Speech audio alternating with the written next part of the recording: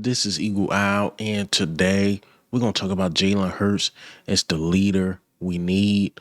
Also, Sidney Brown, job is in jeopardy. And lastly, we're going to go ahead and talk about Hard Knocks a little bit. It was pretty good. I will pull some clips, show some clips. Again, it was good. We're going to talk about it, and let's get straight into it.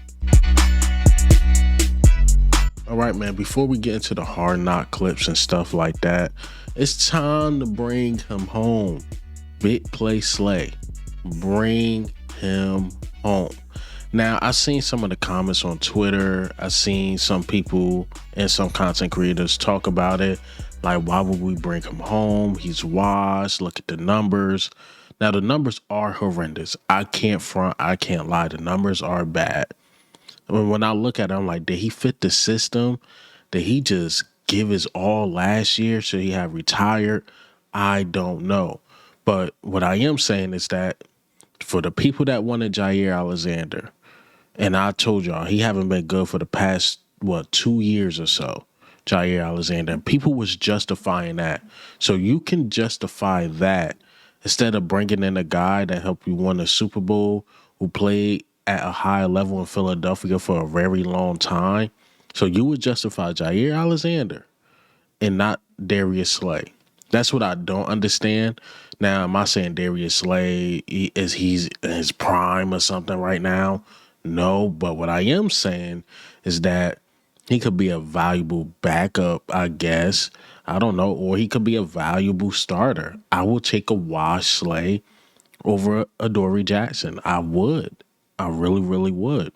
And then we know Slay fits Vic Fangio's system. And the only reason Slay is not an Eagle today, because the Steelers decide to pay him 1 year, $10 million.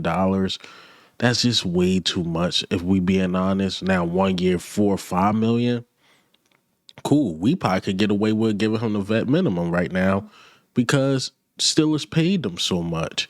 So, he was a healthy scratch for a game there, and he asked to be released. Cool. I think it's two teams that want him, and that's two of his former teams. You got the Lions, who's dealing with Terrion Arnold. I believe he's out for the season with a shoulder injury. And the Eagles, we tried to trade for a cornerback in Jair Alexander, and he retired. So obviously there's some interest in getting a cornerback here. Now we do have a Jacoria Bennett, who I just believe Vic Fangio just don't like for whatever reason. I don't know. He's not giving him opportunity. Keely Ringo, he's washed and young. I don't understand. And Adoree Jackson is just our best option because the two corners behind him are just not good. If Slay got to be deaf right now, I believe he will do it, especially for the city of Philadelphia. He'll do it. But maybe he want to go somewhere and start and prove that, he still got his legs under him. I don't know. But he knows Fangio's system. He could come in and easily start, in my personal opinion. All right, so talking about just taking a guy's spot, let's just talk about Sidney Brown just a little bit. So Sidney Brown, to me, he was bad. I can't front. I can't lie. He was bad. And we decided to sign back Marcus Epps, I believe, to the practice squad or whatever, or to the active roster. I don't know. I put the graphic here. I'm going off the top of my head right now. But I know Marcus Epps is back. And I guess he'll be a better option than Sidney Brown. This is what I mean. Like, I like Makuba. I really, really do. But it's the injury thing. It's like, I'm looking at next year's draft. I'm thinking, get another safety early because we don't know what's going to happen with Reed Blankenship. Can we really trust Makuba health?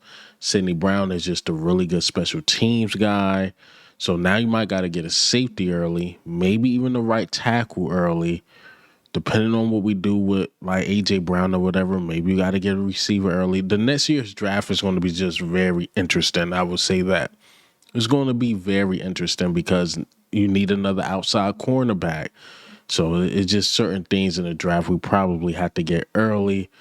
And with Sidney Brown being a disappointment, with Makuba really can't stay healthy and have been the same thing since college. Now we got to deal with bringing back Epps, who is in the decline of his career, if we're being honest. I like Marcus Epps, but he's in a decline right now, and it's sad to see an older guy like that might be better than our young guy that we just drafted, what, 3 years ago. So, welcome back, Marcus Epps. I'll just drop the prediction markets with spreads, totals, and team outcomes. And the best part is you can combine them with player picks for bigger multipliers. Sign up today with code EAGLEAL and make a $5 fantasy entry to get $100 of fantasy bonus entries. Prediction markets are now live in 25 states, including Texas, California, and Florida. And Underdog is available in over 40 states with player picks and draft games. Prediction markets, player picks, all on Underdog. Now let's talk about some clips that came out on Hard Knocks. Hard Knocks was it was very good. It was very good. It was weird that it started from the Dallas game because I thought they was recording everything since week 1, or I don't know how they're gonna mix it up. But it was a couple clips that came out, and this one in particular just shows Jalen Hurts' leadership, and it actually proved Eagles fans right, because a lot of Eagles fans that don't hate Jalen Hurts been saying this. And let me go ahead and roll the tape. Hurts, he's looking, he fires, and it is incomplete. He missed Devontae Smith, who was cutting in, and the ball went to his left. There's a little signal before the ball is snapped. He's expecting a stop by Devontae Smith. Smitty is running a slant. If he hits Smitty on the slant, he's going to run all the way into the end zone. What you was thinking? I thought you, when I pointed like this, that's my fault. I thought you was going to settle down some more. I took that what we talked about. Fuck. It's a play I got to make. Y'all keep doing what y'all doing. Here we go. We'll finish the next one. That's a play I make. The Eagles have got to pull themselves together and wake up for the second half. I told y'all what I say. One guy was expecting to stop and one guy was expecting to go. Meaning Jalen Hurts thought Devontae Smith was going to stop. Devontae Smith kept going. And, it was just miscommunication there. And I like how Jalen Hurts like, all right, that's on me. I got to be better. I got to do these things and not make these things happen. There was another clip floating around. I don't want to get demonetized, so I don't want to keep playing clips. But remember when Jalen Hurts fumbled on the tush push? He's like, damn, that was some dumb shit I did. That's on me. That's on me. And the reason why I'm mentioning these things because WIP, these reporters, all came out questioning Jalen Hurts' leadership.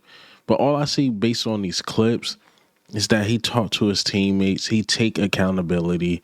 He looks like a true leader out there. And it actually, honestly, it somewhat give me hope going to these next few games just a bit.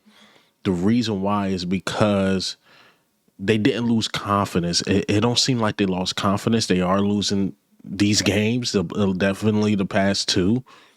But they're not losing confidence. I think they will get their groove back if they keep the positive attitude. Now, you definitely got to show it on the field. There definitely got to be some changes to the scheme. That's just the strategic stuff. Like, you got to get that stuff down pat. But the emotional side, the leadership side, nobody really seemed down. It seemed like they want to get better, and hopefully they do. Because even Nick Sirianni said this about adversity. My college coach used to say it's scientifically proven that a harsh interaction will change behavior. Well, it's the same thing with competition. We can do it. We know. A little setback. No one wants to go through adversity until they go through it and be like, man, I needed that. Like last year. We had to go through that. Unfortunately, we had to go through 23 into that too to get to where we got last year.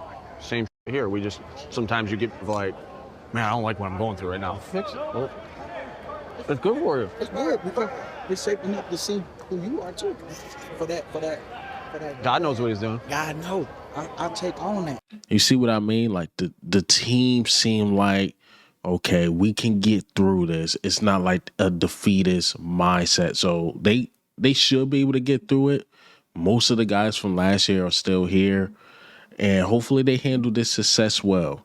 I think I go back to 2018 when we started, at the Super Bowl win, it was kind of shaky, but towards the end of the season, we found ourselves. And if you really think about it, if Alshon Jeffries catches that ball from Nick Foles and don't drop it and it led to an interception, I believe we'll be telling a different story from 2017 to 2018. I think Nick Foles get us. It would just be a whole new team and a whole new look at that time. But, Alshon Jeffries dropped it and we move on from Nick Foles. We went through a tough time, then we bounced back. But what I'm saying is that this team giving me that feel, hopefully they can heat up during later in the season. Like, okay, we found our identity. We back. We ready to take over this. Hopefully something like that happens. I didn't like the slow start from 2018, but towards the end they picked it up and did really well. And hopefully that happens with us. We find something, pick it up, start beating these teams, make a run, hopefully not a big mistake like Alshon Jeffrey, and do our thing. Hopefully we do something like that. Hopefully we first seed too. Like first seed is still there. So, yeah, man, the Hard Knocks clips just gives me hope. It definitely gives me hope, man, for this team, for the future of this team. But that's all I got for you guys today. Hey, man, what do you think and how do you feel, man? Jalen Hurts taking accountability. I like that. Also, bring Slay back home. Sidney Brown. Jobbers in Jeopardy. But this is EAGLEAL, man. I'm up.